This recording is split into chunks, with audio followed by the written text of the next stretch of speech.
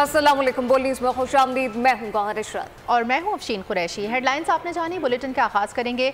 शुमाली वज़ीरिस्तान में security forces का खुफिया इत्तलात पर ऑपरेशन। फायरिंग के तबादले में 8 दहशतगर्द मारे गए। मारे जाने वालों में इंतहाई मतलूब दहशतगर्द कमांडर सोहरा उर्फ जाना भी शामिल है, जो 16 मार्च के हमले का मास्टरमाइंड भी था। आपको बताएं कि शुमाली वज़ीरिस्तान में सिक्योरिटी फोर्सेस का यह खुफिया इत्तलात पर ऑपरेशन। फायरिंग के तबादले में 8 दहशतगर्द मारे गए हैं, जबकि मारे जाने वालों में इंतहाई मतलूब दहशतगर्द कमांडर सोहरा उर्फ जानान शामिल है, जो कि 16 मार्च के हमले का मास्टरमाइंड भी था। जबकि शुमाली वज़ीरिस्तान में सिक्योरिटी फोर्सेस का यह खुफिया इत्तलात पर ऑपरेशन किया गया है। फायरिंग के तबादले में 8 दहशतगर्द मारे गए।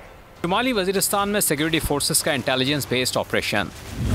फायरिंग के तबादले में 8 दहशतगर्द मारे गए। ISPR के मुताबिक सिक्योरिटी फोर्सेस ने कार्रवाई दहशतगर्दों की मौजूदगी की इत्तला पर की। मारे जाने वाले दहशतगर्दों में इंतहाई मतलूब दहशतगर्द कमांडर सोहरा और जानान शामिल है। दिफाई तज्जियाकार सैयद महमूद अली का कहना था कि यह कौमी सलामती के इदारों की बड़ी कामयाबी है। ये आज का जो कामयाब ऑपरेशन है, ये इस बात का सबूत है कि हमारे जो इंटेलिजेंस इदारे हैं और हमारी जो जर्री अफवाज हैं वो इंतहाई चौकन्ना और चौकस हैं और मुकम्मल कामयाबी के साथ जो है ये 8 दहशतगर्द जो कि पिछले हमले में इन्वॉल्व थे उनको किफ़र किरदार तक पहुँचाया गया है। तज्जियाकार मसूद खान ने बोल न्यूज़ से गुफ्तगू में कहा कि दहशतगर्द कमांडर की अरसा दराज से तलाश जारी थी कि ये जो दहशतगर्द मारे गए हैं ये वो कंटिन्यूटी है जो मीर अली में पीछे जो हमला किया था, जो यहाँ पे बुज़दिलाना और यहाँ पे टेररिस्ट जो सुसाइड अटैक्स हुए थे।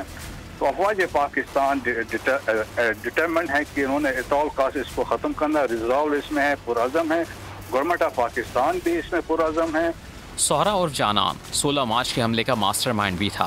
अहम खबर शामिल करें। आपको बताएं कि वज़ीर ख़ारजा इसहाक़ डार इकनॉमिक डिप्लोमेसी के लिए सरगर्म हो गए हैं। इक़्तिसादी सिफारतकारी और सरमायाकारी पर तरजीहात कर दी हैं, जबकि चार्ज संभालने के बाद इसहाक़ डार ने 2.5 घंटे वज़ारत ख़ारजा में गुजारे। माली और इक़्तिसादी इस्लाहात और तिजारत भी तरजीहात में शामिल। वज़ीर ख़ारजा ने हुकूमती ताउन की यकीन दहानी भी कराई। मज़ीद तफ़सीलात जानेंगे बोल न्यूज़ के नुमाइंदा ख़ुसूसी सलमान अवान से। जी सलमान अवान। जी बिल्कुल कुछ ऐसा ही है। इसहाक़ डार की शोहरत तो हमेशा से इक़्तिसादी मैदान में रही है, लेकिन अब जब से उन्होंने वज़ारत ख़ारजा का कलमदान संभाला है तो ज़राए का कहना है कि काफ़ी ज़्यादा इसहाक़ डार जो है वो मसरूफ़ नज़र आ रहे हैं और अपनी महारत को इस्तेमाल करते हुए वो डिप्लोमेसी ही नहीं करेंगे बल्कि इसे इकोनॉमिक डिप्लोमेसी जो है वो बनाने में तवज्जो देंगे। पहले रोज़ भी उन्होंने बहुत ज़्यादा देर दफ्तर ख़ारजा के अंदर गुजारा, अपने ऑफिस के अंदर बैठ के वो काम करते रहे और उसके बाद फिर जो सेक्रेटरीज हैं दीगर अमला उनके साथ तारुफ़ी इजलास हुए और वज़ीर ख़ारजा ने बुनियादी तौर पर अपनी इक़्तिसादी सिफारतकारी और जो इक़्तिसादी इस्लाहात हैं, तिजारत और सरमायाकारी के हवाले से अपनी तरजीहात वाज़ेह की। और उसका जो दूसरा रोज़ जब उनका आया तो उन्होंने इस्लामाबाद में मुख्तलिफ सरगर्मियों में प्राइम मिनिस्टर के साथ टाइम गुजारा। और तीसरे रोज़ भी ज़राए का कहना है कि इसहाक़ डार ने वज़ारत ख़ारजा में पहले अहम बड़े इजलास की सदारत की और इस इजलास के अंदर इस्लामाबाद, कराची और लाहौर के एयरपोर्ट्स की आउटसोर्सिंग पर स्टीयरिंग कमेटी से मुतल्लिक बातचीत की गई और स्टीयरिंग कमेटी ने जो बोली जमा कराने वाली कंपनीज हैं उनको 2 माह के लिए एक्सटेंशन दी है। 2 माह मजीद टाइम के अंदर बढ़ा दिए गए हैं। और इसके साथ साथ वज़ारत ख़ारजा के ज़राए का कहना है कि कतर, मुत्तहिदा अरब इमारात, जर्मनी, हॉलैंड, तुर्की, मलेशिया और जो लोकल एक कंसोर्शियम है वो इस बैनुल-अक़वामी बोली के अंदर हिस्सा लेने में दिलचस्पी दे रहे हैं। और वज़ीर ख़ारजा के हवाले से ये बात भी सामने आई है कि उन्होंने गैर मुल्की हम मनसबों से राब्तों का सिलसिला जो है वो शुरू कर रखा है। वैसे भी उन्हें बहुत सारे तहनीती पैगामात जो है वो मौसूल हो रहे हैं और इसके साथ इस वक्त जो गैर मुल्की दौरा है वज़ीर ख़ारजा का उनकी प्लानिंग की जा रही है, जिसमें सबसे पहले वज़ीर ख़ारजा का जो दौरा है वो सऊदी अरब के हवाले से प्लान किया जा रहा है। ये ज़राए ने बताया। ठीक सलमान, साथ ही रहिएगा। अहम खबर शामिल करें। नाज़रीन को बताएं कि पाक ईरान ताल्लुकात मुस्तहकम बनाने पर काम शुरू हो गया है। अप्रैल में ईरान के आला सतह के वफ़द का दौरा पाकिस्तान की तैयारियां शुरू कर दी गई हैं। सलमान, आगाह कीजिएगा, ये आला सतही वफ़द कब तक इम्कान है कि दौरा करेगा पाकिस्तान का?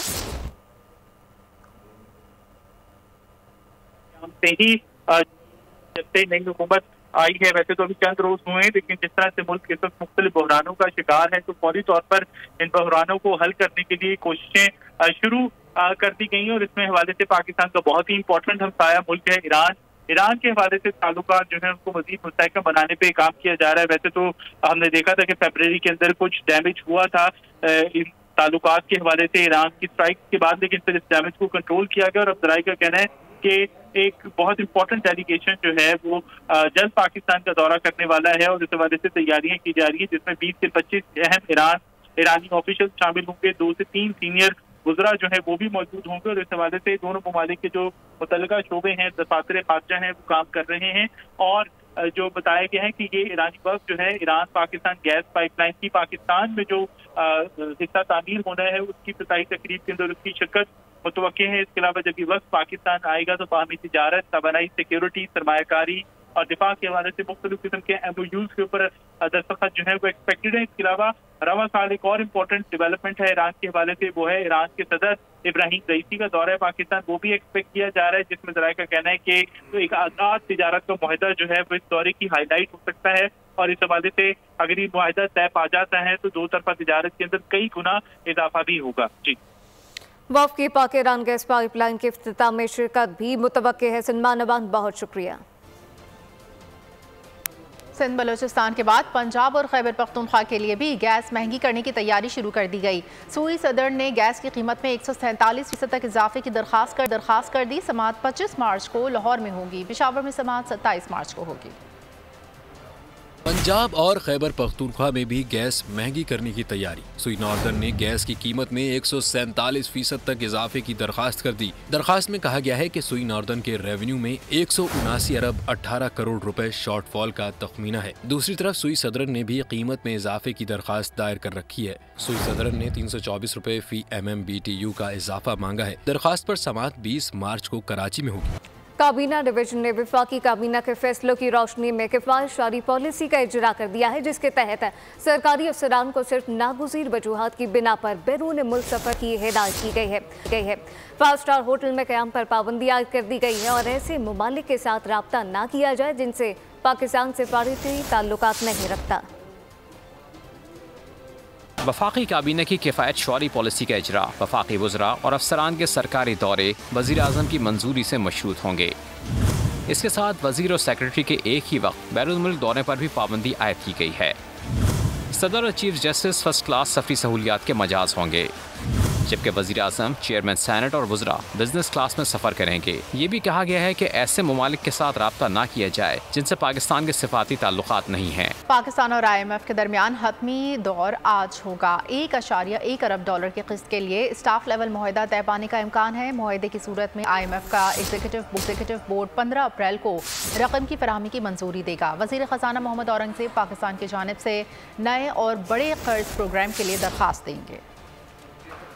IMF से मुज़ाकरात का फाइनल राउंड। 1.1 अरब डॉलर की किस्त के लिए स्टाफ लेवल मुआहदे का इम्कान। पाकिस्तान ने IMF को real estate sector tax net में लाने की यकीन दहानी करवाई है। तमाम हाउसिंग सोसाइटीज की रजिस्ट्रेशन की जाएगी। नॉन फाइलर्स के लिए प्रॉपर्टी की खरीदो फरोख्त पर टैक्स में इजाफे और खरीदारी पर नकद के बजाय बैंक के जरिए लेन देन की तजवीज भी दी गई है। बिजली महंगी करने और टैक्स रेवेन्यू बढ़ाने के लिए मईशत को बतदरीज दस्तावेजी शिकल देने का भी वादा किया गया है। आलमी इदारे पाकिस्तान के इक़दामात पर मुतमईन। एक्सटर्नल फाइनेंसिंग रोड मैप और इदारा जाती इस्लाहात सुस्त होने पर अदम एतमानान का इजहार किया है। मुआहदे की सूरत में IMF का एग्जीक्यूटिव बोर्ड 15 अप्रैल को रकम की फराहमी की मंजूरी देगा। वज़ीर ख़जाना मोहम्मद औरंगज़ेब नए और बड़े कर्ज प्रोग्राम के लिए भी दरख्वास्त देंगे। पंजाब असम्बली का अहम इजलास आज हो रहा है। इजलास में 3 माह के सूबाई बजट की मंजूरी दी जाएगी। सूबाई वज़ीर ख़जाना मुश्तबा शुजाउर रहमान का कहना था कि पंजाब के बजट में कोई नया टैक्स नहीं लगाया जा रहा। निगरान हुकूमत ने आइन के आर्टिकल 126 के तहत अखराजात किए। ये मुल्क की तारीख का तवील निगरान सेटअप था। मोहसिन नकवी के दौर में किसी खुसूसी चीज़ का ऑडिट कराना हो तो बता दिया जाए।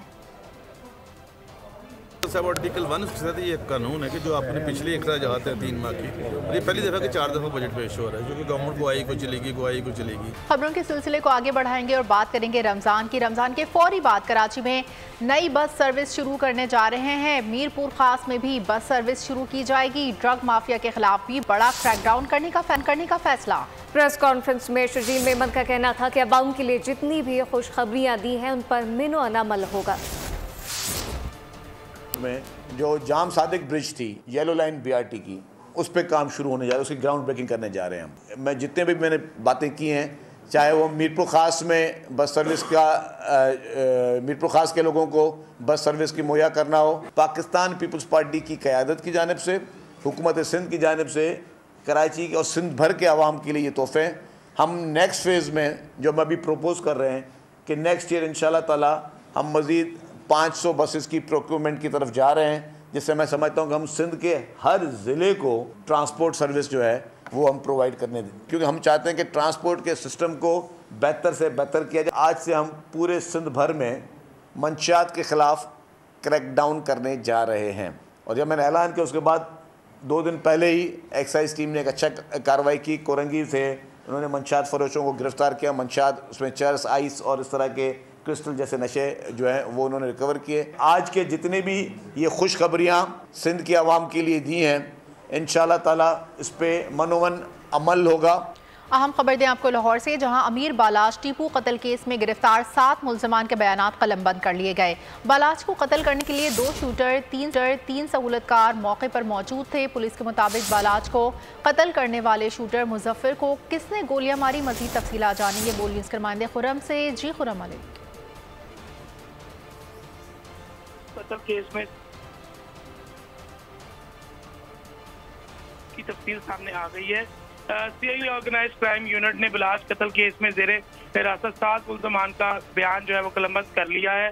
बिलाज को कत्ल करने के लिए 2 शूटर और 3 सहूलतकार मौके पर मौजूद थे। पुलिस तफ्तीश का ऐसा बताना है, जबकि बिलाज को कत्ल करने वाले शूटर मुजफ्फर को मौके पर किसने गोलियां मारकर कत्ल किया, ताहाल कोई तयन जो है वो ना किया जा सका। मुल्ज़म एहसन शाह ने अमीर बिलाज के बारे टीपी बट को बार बार इत्तला देने का अतराफी बयान जो है वो दे दिया। पुलिस ज़राए का ऐसा बताना है, जबकि गिरफ्तार मुल्ज़म एहसन शाह को इसीलिए आज अदालत में पेश करके मजीद तफ्तीश के लिए 6 रोज़ा रिमांड भी हासिल जो है वो कर लिया गया है। जबकि मुबैना मुल्ज़म एहसन शाह को आज जुडिशल मजिस्ट्रेट सदफ बतूल की अदालत में जो है पेश किया गया है। सीआईए ऑर्गेनाइज क्राइम की अमीर बिलाज कत्ल की तफ्तीश के लिए अली असगर पठान, मलक सोहेल, एहसन शाह, शूटर अयाज, सहूलतकार बिलाल, वकूए में इस्तेमाल होने वाली गाड़ी के ड्राइवर हसनैन को भी हिरासत में जो है वो ले रखा है। अमीर बिलाल टीपू को मुकदमे में नामजद मुल्ज़म टीपी बट ने जो है वो कत्ल करवाया है, पुलिस का ऐसा बताना है। जबकि DIG organize crime unit Imran Kishore का इस हवाले से मजीद ये कहना था कि कत्ल के इल्जाम में ज़ेर हिरासत मुल्ज़मान से तफ्तीश के दौरान तमाम ताने बाने जो है वो टीपी बट से मिलते हैं। एहसन शाह पर मुकदमे में नामजद मुल्ज़म टीपी बट और गोगी बट के साथ राब्तों का इल्जाम है। एहसन शाह ने दौरान तफ्तीश इस बात का एतराफ़ भी कर लिया और अब जो है वो भी प्लान किया जा रहा है कि टीपी बट और गोगी बट को जो है वो इंटरपोल के जरिए जो है गिरफ्तार करके पाकिस्तान लाया जाएगा। जी बहुत शुक्रिया खुरम मलिक। और अब ये जानिए, कनकोट में कच्चे के डाकू बदस्तूर कंट्रोल से बाहर हैं। थाना कुरमपुर की हुदूद में माफियों की अदम बाजियाबी पर एहतजाजी मुजाहरा किया गया। मुजाहरीन का इंडस हाईवे पर धरना, गाड़ियों की लंबी कतारें लग गईं, जबकि मुसाफिरों को शदीद परेशानी का सामना। एक हफ्ते कबल कच्चे के डाकुओं ने 3 मजदूरों को भी अगवा किया। इस मुतालिक तफसीलात जावेद मलिक से जानते हैं। जावेद, आगाह कीजिएगा, 3 मजदूरों को अगवा कर लिया गया है। जिला भर से अगवा होने वाले अफराद की तादाद कितनी हो गई? कच्चे के डाकुओं का पक्का गढ़ बन गया है कंदकोट और गर्दनवा के इलाके। एक माह के दौरान 18 से ज्यादा मगवी जो हैं वो डाकुओं ने अगवा किए हैं। आज एक हफ्ता कबल निजी तामीराती कंपनी के अगवान होने वाले 3 मजदूरों के वर्षा और सियासी समाजी तंजीमों की जानिब से करमपुर इंडस हाईवे के मुकाम पर धरना दी गया है, जिसके बाद गाड़ियों की लंबी कतारें लग गई हैं। सिंध बलोचिस्तान और पंजाब जाने वाली ट्रैफिक मुअत्तल हो गई है, जबकि मुसाफिर मजबूरन लिंक रोड पर सफर कर रहे हैं। वहां डाकुओं ने नाका लगाकर 10 से ज्यादा मुसाफिर गाड़ियों के मुसाफिरों को लूट लिया है, जिसके बायस मुसाफिर सख्त परेशान दिखाई दे रहे हैं, जबकि पुलिस खामोश तमाशाई बनी हुई है। जी जावेद मलिक, बहुत शुक्रिया। जर्मनी में कत्ल होने वाले पाकिस्तानी फ़हीमुद्दीन का जस्ते खाकी आबाई घर पहुंचा दिया गया। ताज़ीयत के लिए अहल खाना और अजीज़ व क़ारिब की आमद का सिलसिला जारी है। रिपोर्ट कर रहे हैं खुरम गुलजार। जर्मनी में जुनूनी शख्स के वार से जाँ भाग फ़हीमुद्दीन की मैयत कराची आ गई। मुतासरीन का दर्द बांटने अहले महल्ला और अजीज़ व क़ारिब घर पहुँचे। जस्ते खाकी पाकिस्तान लाने वाले दोस्त अहमद सईद कहते हैं फ़हीमुद्दीन एक शरीफुन नफ्स इंसान थे, जबकि हमलावर एक आदी मुजरिम था। कराची में फ़हीम के दोस्त भी इनके किरदार के मोतरफ नजर आए। अफसोसनाक वाक़े में फ़हीमुद्दीन की अहलिया भी शदीद ज़ख्मी हुई, तहम इनकी हालत खतरे से बाहर बताई जा रही है। फहीमुद्दीन 1992 से फैमिली के साथ जर्मनी में रिहाइश पजीर थे। कराची में नेटी चेटी पुल से छलांग लगाने वाले नौजवान की तलाश दूसरे रोज भी जारी है। एदी चीपा 1122 के रजाकार समंदर में उतर गए हैं, जबकि 27 साल शाहजेब ने बीमारी से तंग आकर समंदर में छलांग लगाई। भाई के मुताबिक शाहजेब की जिन्ना अस्पताल में 3 ऑपरेशन हो चुके थे। इस मुतालिक मजीद क्या तफसीलात है इस रिपोर्ट में देखिए। और स्टेट बैंक की नई मॉनेटरी पॉलिसी का ऐलान कर दिया गया है। आपको यहाँ पर अहम खबर से आगाह कर रहे हैं। स्टेट बैंक की नई मॉनेटरी पॉलिसी का ऐलान कर दिया गया है। स्टेट बैंक ने नई मॉनेटरी पॉलिसी का ऐलान किया है और इस वक्त आपको अहम खबर दे रहे हैं कि शरह सूद 22% पर बरकरार रहेगी। स्टेट बैंक ने नई मॉनेटरी पॉलिसी का ऐलान कर दिया है। मजीद तफसीलात जानेंगे बोल न्यूज़ के नुमाइंदे कफील अहमद से। जी कफील अहमद, बताइएगा नई मॉनेटरी पॉलिसी के हवाले से। देखिए, मॉनेटरी पॉलिसी कमेटी का इजलास जो है वो आज 2 माह के बाद हुआ था और जिसमें ये फैसला किया गया है मॉनेटरी पॉलिसी कमेटी की जाने से कि जो शरह सूद है उसको 22% पर बरकरार जो है वो रखने का फैसला किया गया है। मॉनेटरी पॉलिसी जो कमेटी है उसने इस बात का तयन किया कि जो महंगाई माली साल 2024 की जो दूसरी छमाही में वाज़ेह तौर पर इसमें जो है वो कमी आना शुरू हो गई है और कमेटी जो है वो इस बात की जो है वो तवक्का कर रही है कि जो महंगाई की शरह है उसको आइंदा 2025 सितंबर 2025 तक जो है वो 5 से 7% तक जो है वो लाने की कोशिश जो है वो की जाएगी। मॉनेटरी पॉलिसी कमेटी जो है वो जो आइंदा मॉनेटरी पॉलिसी कमेटी उसका ऐलान जो आइंदा 2 माह के बाद करेगी और उसमें जो है वो तयन किया जाएगा कि आय शरह सूद को जो है वो कम करना है, ये क्या फैसला करना है। अगर हम बात कर लें महंगाई के हवाले से तो उनका कहना है कि उसमें खासी कमी आई। दूसरी जानब अगर हम बात कर लें जो तवानाई की कीमतें बढ़ी हैं उसको थोड़ा बहुत इम्पैक्ट जरूर आया, लेकिन मॉनेटरी पॉलिसी जो कमेटी है उसको जो है वो कोशिश की जा रही है कि जो है वो आइंदा के लिए जो है वो मौसर बनाया जाए ताकि जो महंगाई है उसे मजीद कंट्रोल किया जा सके, ताकि महंगाई पर मजीद कंट्रोल किया जा सके। बहुत शुक्रिया कफील अहमद। एक और अहम खबर शामिल करें। आपको बताएं कि कश्मीर के टीचर के कत्ल पर वज़ीर दाखिला सिंध का नोटिस सामने आ गया है। ज़ियाउल हसन ने DIG लाड़काना से रिपोर्ट भी अब तलब कर ली है, जबकि उस्ताद अल्लाह रखियो के कातिल को कानून के कटहरे में लाया जाएगा। वज़ीर दाखिला ने ये वाज़े कर दिया है और अल्लाह रखियो को डाकू ने तावान ना मिलने पर कत्ल कर दिया था। कश्मीर के टीचर के कत्ल पर वज़ीर दाखिला सिंध का नोटिस, इस मुतालिक तफसीलात क्या हैं डिप्टी ब्यूरो चीफ आसिम भट्टी से जानते हैं। भट्टी साहब आगाह कीजिएगा, नोटिस भी ले लिया गया है? देखिए, कश्मीर में उस्ताद का कत्ल हुआ जिस पर वज़ीर दाखिला ने नोटिस दिया है। ज़ियाउल हसन जंजार का कहना है कि DIG लाड़काना से उस्ताद अल्लाह रखियो नदवानी के कत्ल पर रिपोर्ट तलब की गई है। उनका कहना था कि उस्ताद एक पैगम्बरी पेशा है और अफसोस हुआ कि उन्हें इस तरीके से कत्ल किया गया है। वज़ीर दाखिला का कहना है कि कातिलों को बेनकाब करके कानून के कटहरे में लाया जाएगा और सूबे में कानून की हुक्मरानी होगी। और साथ साथ उन्होंने अहकाम भी जारी किए कि जो हुकूमत की रेट को चैलेंज कर रहे हैं उनके खिलाफ उनसे आईनी हाथों से निपटा जाए। ज़ियाउल हसन का कहना था कातिल कितने भी बासर क्यों ना हो उन्हें फौरी गिरफ्तार किया जाएगा। हुकूमत की रेट को चैलेंज नहीं करने दिया जाएगा। इस मुतालिक एक बार फिर आपको बताएं कि कश्मीर के टीचर के कत्ल पर वज़ीर दाखिला सिंध का ये नोटिस सामने आ चुका है और नोटिस ले लिया गया। इस मुतालिक ज़ियाउल हसन ने DIG लाड़काना से भी रिपोर्ट तलब कर ली है। आसिम भट्टी साहब, DIG लाड़काना जो है उनसे भी अब ये तफसीली इस हवाले से रिपोर्ट तलब की गई?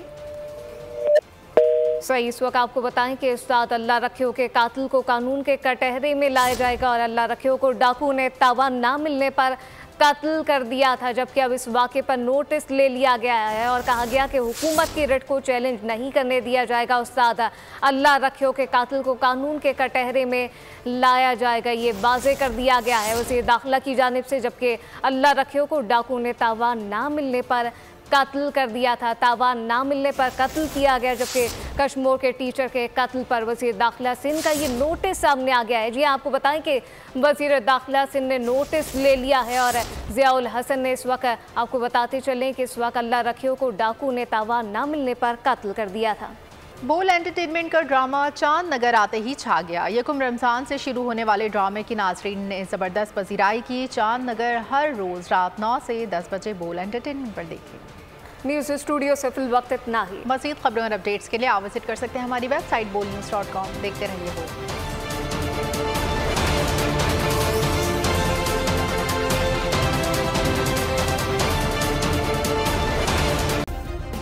सब्सक्राइब करें और बेल दबाएं ताकि कोई खबर रह न जाए।